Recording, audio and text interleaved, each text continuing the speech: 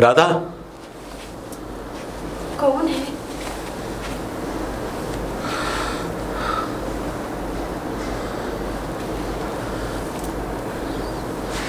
राधा।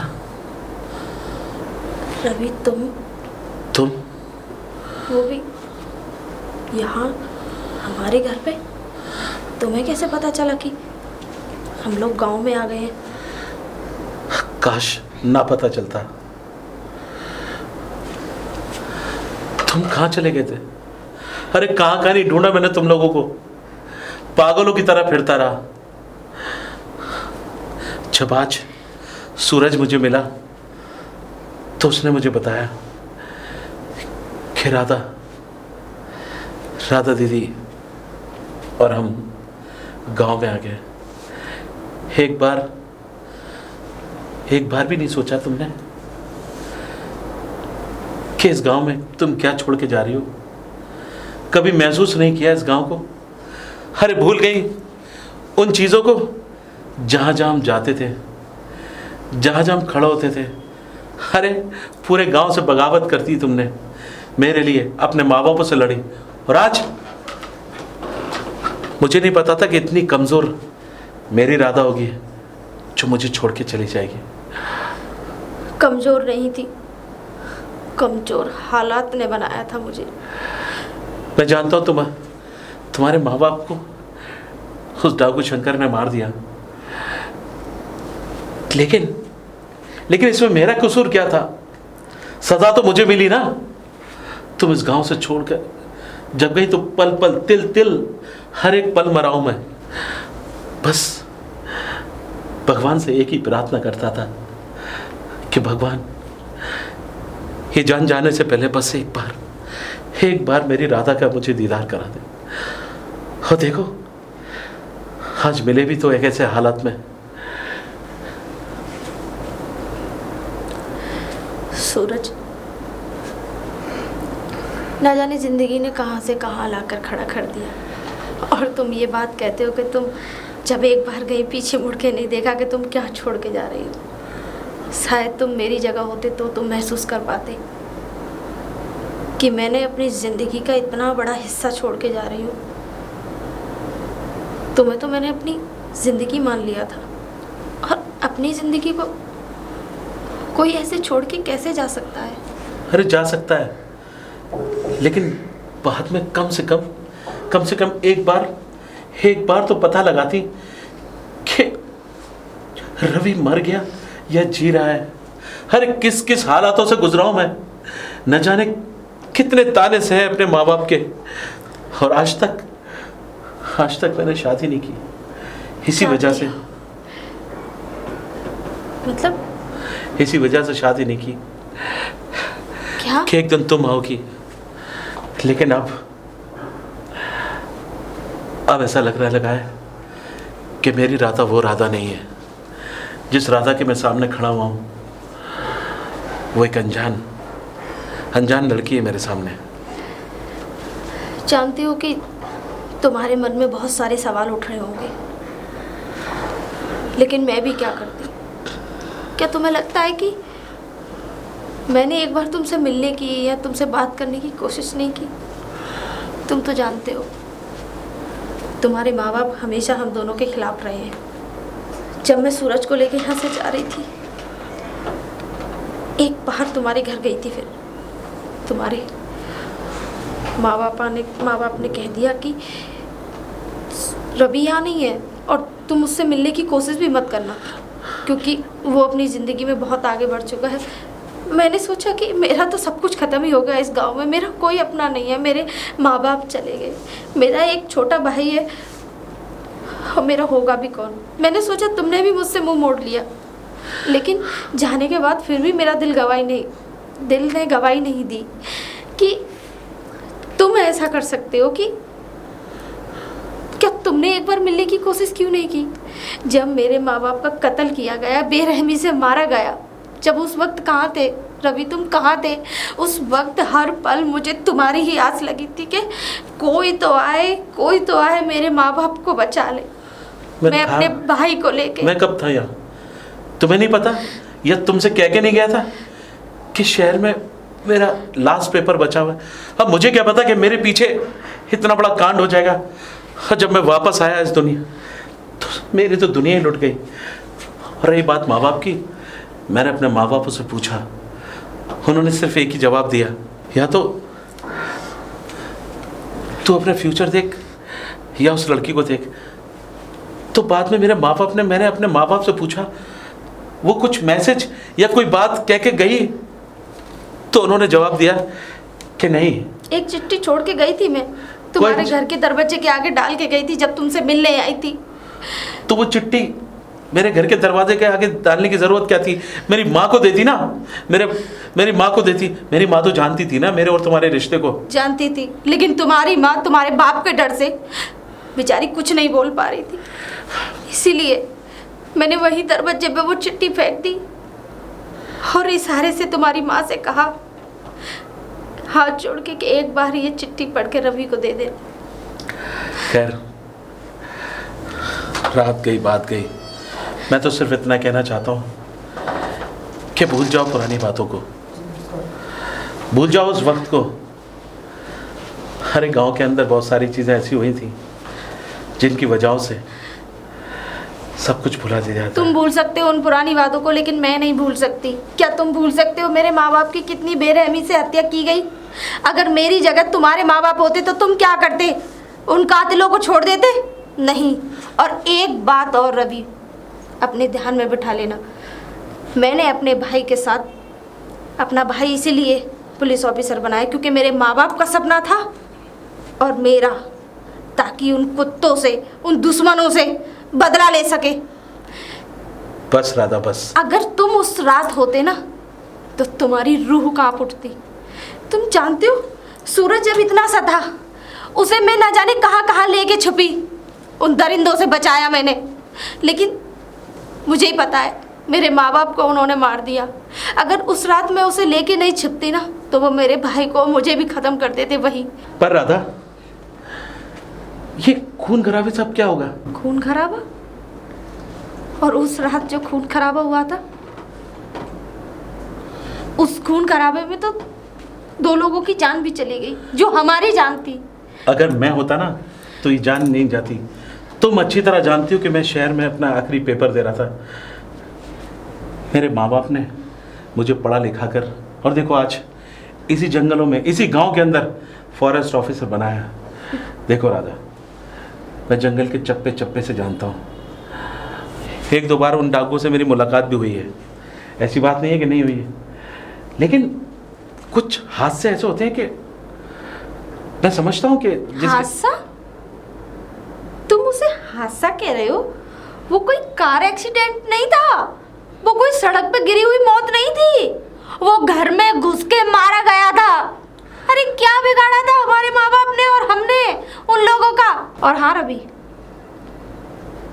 मुझे एक बात समझ में नहीं आ रही, लेकिन तुम उनकी इतनी तरफदारी क्यों ले रहे हो? राधा, मैं उनकी तरफदारी नहीं कर रहा, मैं कानून का रखवाला हूँ। हर खूनी मेरी नज़र में खूनी है, कोई साहूकार नहीं है। मैं तो बस यही चाहता हूँ कि देखो, वो डाकू लोग बड़े खतरनाक है।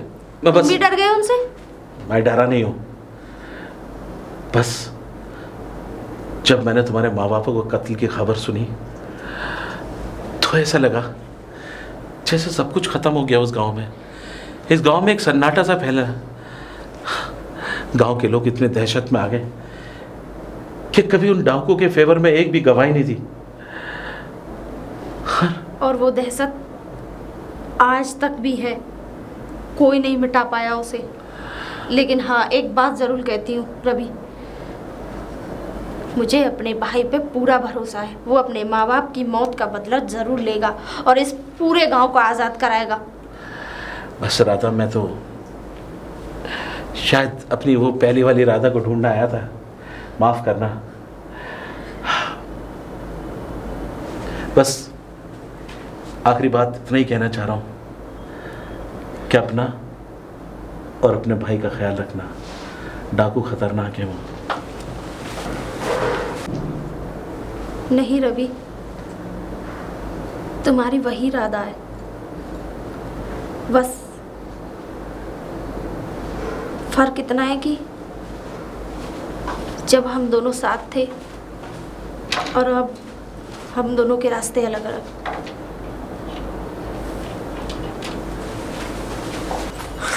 सरदार, सरदार! अरे शंभू, क्या हुआ? तुझे भागता हुआ आ रहा है, क्या हुआ? सरदार, एक बुरी खबर है। बुरी खबर? हाँ, क्या बुरी खबर? बॉर्डर के उस पार हमारे माल से लदे हुए ट्रक पकड़ लिए गए हैं। क्या? जी सरदार, उस नए इंस्पेक्टर ने पकड़े हमारे ट्रक। हमारा माल पकड़ लिया है? हाँ सरदार। अरे शंभू, तुझे पता है ये तो वो दोनों ट्रक हैं, इनके जाने के बाद पेमेंट आना था।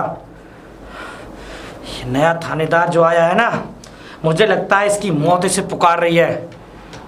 सरदार, ये सोचो अब ट्रक वो वापस कैसे मिलेंगे। तू चिंता मत कर शंभू, अगर जंगल से कोई लकड़ी जाती है ना कहीं भी, समझे, तो फॉरेस्ट ऑफिसर के अंडर आता है सारा। तो और फॉरेस्ट ऑफिसर अपना रवि है, उस कुत्ते को 2 हड्डियां और डालूंगा ना। तो जल्दी से जल्दी कराओ सरकार, पेमेंट अटका हुआ है। तू चिंता मत कर, तू अपना काम कर। पिछली बार जो पेमेंट आया था, उस पेमेंट में से कितना पेमेंट बचा है हमारे पास? यही कोई 4-5 पेटी। 4-5 पेटी बचा है अभी। हाँ। तो एक काम कर, उसमें से 3 पेटी ले जा और उस फॉरेस्ट ऑफिसर को दे, और ये बोल जो हमारे साथ जो हमारी दोनों ट्रक पकड़े हैं ना, उनके बारे में उसे जानकारी दे। वो जाएगा, अरे वो छुड़ा के लाएगा। बोल देना शंकर ने बोला है। और सरदार, वो थोड़ा लालची किस्म का इंसान है, अगर वो ना माना 2-3 पेटी में फिर। अरे तू क्यों चिंता करता है शंभू? ये साले फॉरेस्ट ऑफिसर वगैरह, ये पुलिस वाले होते हैं ना, ये कुत्ते की तरह होते हैं। इनको जितनी हड्डियां डालो ना, ये उतने ही वफादार होते जाते हैं। और सुन शंभू। जी सरदार। तुझे क्या पता, अरे इस जंगलों का काम तो मैंने शुरुआत से करता आया हूँ। जब से मैंने उस मास्टर को उड़ाया था ना, वो मास्टर भी मेरे इसी आड़े आ रहा था। लेकिन अब सुन, जितने भी ये ऑफिसर होते हैं ना, जी सरदार, सब हरामखोर पैसे के भूखे होते हैं। अरे तू जा, अगर 3 पेटी में भी ना माने तो 2 पेटी और बढ़ा दियो, और फिर भी ना माने तो बोल देना जितना मांगे उतना देगा शंकर, लेकिन माल छूटना चाहिए। जो हुकुम सरदार। जाके आता हूँ उसके पास। ये ऑफिसर साले इतने हरामखोर रिश्वतखोर कुत्ते होते हैं। हम तो आज तक समझते हैं कि सबसे बड़े कुत्ते तो हम ही होते हैं, लेकिन ये तो साले हमसे ही बड़े कुत्ते निकले रे। ऑफिसर। शंभू, जी। तू हाँ, हम। कैसे आना हुआ? आना क्या हुआ, तुम्हारा कुछ हमारे सरदार पे बकाया निकल रहा था, पहले तो ये पकड़ो। अरे साला, आज सूरज कहाँ से निकल आया? ये गंगा उल्टी कैसे बहने लगी? क्या बात है, आज तेरे सरदार का जन्मदिन है क्या? नहीं ऑफिसर, मुबारकबाद दे दे। नहीं ऑफिसर, दरअसल बात यह है कि हमारा माल पकड़ा गया है बॉर्डर के इस पार। तुम्हारा माल पकड़ा गया? हमें पता नहीं। ऑफिसर, जंगल के फॉरेस्ट ऑफिसर हैं, और माल पकड़ना, ले आना, इधर लाना उधर लाना, ये हमारे हाथ में है। हमारे अलावा और कौन सा ऐसा आदमी है जो तुम्हारा माल पकड़ेगा? है ऑफिसर, हमने सुना है कि ट्रक को पकड़ने का काम किसी फॉरेस्ट के हाथ में होता है। कहीं ऐसा तो नहीं कि तुम दूसरी? वही समझा रहा हूँ, लेकिन पकड़ा किसने माल? फॉरेस्ट ऑफिसर ही पकड़ सकता है। ये कौन सा नया फॉरेस्ट ऑफिसर आ गया? हमारा क्या तबादला हुआ है? अरे हमारा तो पैसे देके तबादला कराया गया है हमारे बाप ने। ऑफिसर, हाँ, कहीं ऐसा तो नहीं कि तुम दोनों तरफ से माल खींचने पे लगे हो? जबान संभाल के बात कर। जितनी जबान है ना तेरे अंदर, उतनी ही बात कर, वरना जबान जो है जमीन से लगा दूंगा। अरे ऑफिसर, तुम तो नाराज हो गए।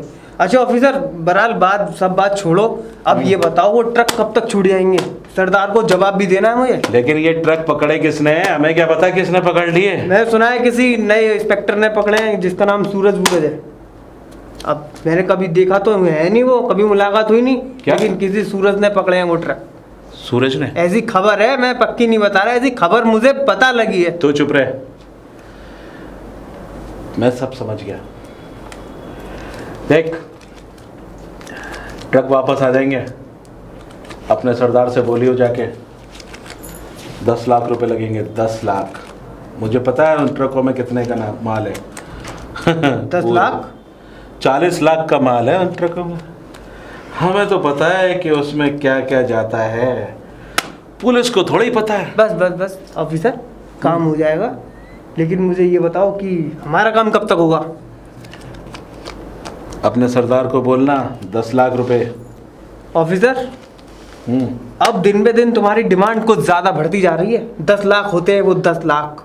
अबे साले, पब्लिक में अपनी डिमांड बढ़ने लगी है, इसीलिए तो अपना भी डिमांड का पैसा बढ़ने लगा है। इसीलिए बोल रहा हूँ, जाके बोल 10 लाख होंगे तो ट्रक छूटेंगे। और हाँ, तेरा सरदार साला 2 लाख मेरे 2 महीने में दे पाया है, 10 लाख कहाँ से देगा? चल डिस्काउंट मारता हूँ तेरे ऊपर, अच्छा 5 लाख। उससे बोल दे 5 लाख। अगर 5 लाख देगा तो वो ट्रक, और मैं जानता हूँ कि वो जब ट्रक जाएंगे वहाँ पर जब ही ऐसे ऐसे हरे लाल पीले नोट आएंगे। हाँ हाँ, चलो तो ऑफिसर ठीक है, मैं सरदार से कह दूंगा, लेकिन हमारा काम बहुत जल्द से जल्दी कर दीजिए इस वाले को, ठीक है? माल ठीक है, सारा ठीक है। पहुंचाना है, वहाँ से पेमेंट आएगा तभी तो हम देंगे। और हाँ, अगली बार एक बात याद रखना, क्या? ये 2,000 के नोट मत लियो, सरकार ने बैन कर दिया है। इस बार तो ले लिए हैं क्योंकि जमा हो जाएंगे, दोबारा नहीं होंगे। आउट साला। ये साला 2 नंबर का धंधा 1 नंबर में बनाने में बड़ा समय लगता है, पर रवि बाबू समय तुम्हारे पास बहुत है। तुम्हारे बाप ने पैसा लगा लगा के तुम्हें यहाँ तक पहुँचाया है। अब पैसा कमाने की उम्र तुम्हारी है, लेकिन उससे पहले सूरज से मिलना बहुत ज़रूरी है। सूरज, ये क्या सुन रहा हूँ मैं? अरे रवि भैया, कैसे हो? मैं अच्छा हूँ, और आप कैसे हैं? ये क्या सुन रहा हूँ कि तुमने 2 ट्रक पकड़ लिए? क्यों रवि भैया, पकड़ नहीं सकता क्या? ये गैर कानूनी ट्रक हैं और इनको पकड़ना हमारा हक है। सूरज, तुम अच्छी तरह जानते हो कि यहाँ मैं एक ऑफिसर की हैसियत से तुम्हारे सामने खड़ा हूँ, ना कि तुम्हारा कोई रिश्तेदार या भाई। देखिए रवि भैया, अगर आप एक ऑफिसर हैं तो एक ऑफिसर हम भी हैं, और हमारा भी फ़र्ज़ है कि हम यहाँ कोई गैर कानूनी काम नहीं होने देंगे। तो मैं कब कह रहा हूँ कोई गैर कानूनी काम होगा? इस जंगल में सिर्फ एक फॉरेस्ट ऑफिसर का हक है कि वो किस माल कहाँ जा रहा है, क्या जा रहा है, वो सब चेक करने का हक मुझे सरकार ने दिया है, ना कि तुम्हें। तुम्हारी ड्यूटी सिर्फ इसमें इतनी है कि गांव के अंदर कोई बदमाशी, चोर उचक्के चोरी तो नहीं कर रहे, गांव की कोई भैंस चुरा के तो नहीं ले जा रहा, कोई लड़की को किसी ने छेड़ तो नहीं दिया। मैं अपने थाने में रिपोर्ट करा करो इसकी, ये जंगल है। मैं एक इंस्पेक्टर हूँ और मेरा पूरा फ़र्ज़ है कि मैं यहाँ के किसी भी चप्पे चप्पे पे कहीं भी रेड मार सकता हूँ। ये आप मुझे ये सिखाने की कोशिश ना करें कि कोई किसी की लड़की के उसमें, या कि चोरी उटक के, या कोई भी गांव की कोई भी किसी सूरज, तुम शायद ये भूल रहे हो कि तुम एक ऑफिसर हो, तो ऑफिसर की ड्यूटी भी निभाओ। तुम्हारा सीनियर हूँ मैं। पहले तुम इस जंगल में पूछना चाहिए था ना मुझसे कि कब क्या माल पकड़ना है। ये माल मैं लेके जा रहा हूँ और ये मेरे कस्टडी में रहेंगे, और इनकी चार्जशीट वगैरह सब मैं देखूंगा। मतलब रवि भैया, आप जितने भी ये मालों के ट्रक हैं, आप इनमें शामिल हैं? तुम कहना क्या चाहते हो? मैं जो कहना चाहता हूँ उसका सीधा सीधा जवाब दीजिए। मैं एक इस समय इंस्पेक्टर हूँ, आपका कोई रिश्तेदार या कोई घराने का कोई भाई नहीं। तो इंस्पेक्टर साहब, आप भी एक मेरी बात सुन लें। आप जानते हो एक सीनियर ईमानदार ऑफिसर पर इल्ज़ाम लगा रहे हैं आप। इल्ज़ाम तो आप खुद अपने आप पर लगा रहे हैं। जिस तरीके से आप इन ट्रकों को रवाना कर रहे थे, और शायद अगर मेरे अलावा यहाँ किसी और की ड्यूटी होती तो तुमने कुछ ने रवाना कर दिया? तुमने कब देखा कि मैंने ट्रकों को रवाना किया है? तुमने मेरे बिना इजाज़त के इन ट्रकों को पकड़ा कैसे? बस ये कहना चाहता हूँ। मैं भी, और ये हक सिर्फ मेरा है क्योंकि मैं इस जगह का फॉरेस्ट ऑफिसर हूँ, ना कि तुम। और एक बात और ध्यान से सुन लो, इन ट्रकों का क्या करना है ये मैं जानता हूँ। Get loss. ये आप बहुत गलत कर रहे हैं रवि भैया। क्या बहुत गलत कर रहे हैं। मैं आपकी इज्जत करता हूँ सिर्फ इसलिए। आप ये ना सोचें कि मैं एक इंस्पेक्टर होने के नाते बात कर रहा हूँ। अगर आप, शायद है कि आप मेरे अगर किसी भी जान पड़ताल के ना होते तो मैं आपको अभी गिरफ्तार कर लेता। मैंने सिर्फ कानूनी भाषा सीखी है, क्योंकि मैं ही वो भाषा तुम्हें सिखाने की कोशिश कर रहा हूँ क्योंकि मैं तुम्हारा एक सीनियर ऑफिसर हूँ और एक मैं फॉरेस्ट ऑफिसर हूँ, इसीलिए मैं तुमसे बोल रहा हूँ, उल्टी चार्जशीट तुम्हारे ऊपर मार सकता हूँ और तुम्हारे ऊपर केस कर सकता हूँ, वर्दी उतरवा सकता हूँ तुम्हारी। इसीलिए कह रहा हूँ शराफत से out. Sorry sir. Get lost. 2 दिन का इंस्पेक्टर मुझे कानून पढ़ना सिखा रहा है। काश ये राधा का भाई ना होता। ए, ट्रक ले चलो सारे। सरदार। हाँ शंभू, क्या हुआ, कैसे चीख रहा है? सरदार बात चीखने की है, वो ऑफिसर के तो भाव ज्यादा बढ़ गए। भाव ज्यादा बढ़ गए? हाँ बिल्कुल। क्या भाव बढ़ गए? भाव ऐसे बढ़ गए, मैंने उसको पुराना जब पेमेंट दिया तो मुझसे बोलता है कि आज क्या सरदार की लॉटरी लग गई, फलाना फलाना, जो उसके मुंह में आ रहा वो बोले जा रहा था। और फिर मैंने कहा हमारे ऐसे ऐसे भाई ट्रक पकड़े हुए हैं, जल्दी से निकलवा। तो उसकी डिमांड बता कितने की थी? 10 लाख रुपए। क्या कहा? 10 लाख? अरे उस कुत्ते ने देखे भी हैं 10 लाख हैं? मतलब हमने उसकी हड्डियां बढ़ा के दी, वो तो आज इतनी हड्डियों पे उतराया कि आज 10 लाख चाहिए उसे।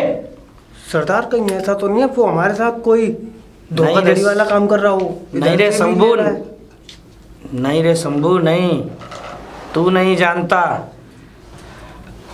जब से ये फॉरेस्ट ऑफिसर आया है, मैंने ही कुछ से लालच दे दे के इतना आगे बढ़ा दिया कि आज 10 लाख पे उतर आया। दूंगा इसे 10 लाख। एक ऐसा समय आएगा, इसको 10 लाख नहीं, इसको मैं गोलियां दूंगा। आज उसका समय है, हमारा भी समय आएगा। तू चिंता मत कर शंभू, इस फॉरेस्ट ऑफिसर को तो मैं उठा दूंगा इस दुनिया से। आते आते मुझसे उसने एक बात और कही थी कि एक तुम्हारी औकात देख के, तुम्हारे सरदार पे की औकात देख के तुम डिस्काउंट देता हूँ तुम्हें। डिस्काउंट कितना? पूरे 5 लाख का। क्या कहा? हाँ यही कहा था। उस कुत्ते की इतनी मजाल? हाँ ऐसे ही बोला था उसने। मेरी औकात देखेगा? हाँ दिखाता हूं उसे औकात। उसको औकात देखनी है ना मेरी, तू मेरे ट्रक आने दे, उसके बाद उसे अपनी औकात दिखाता हूं।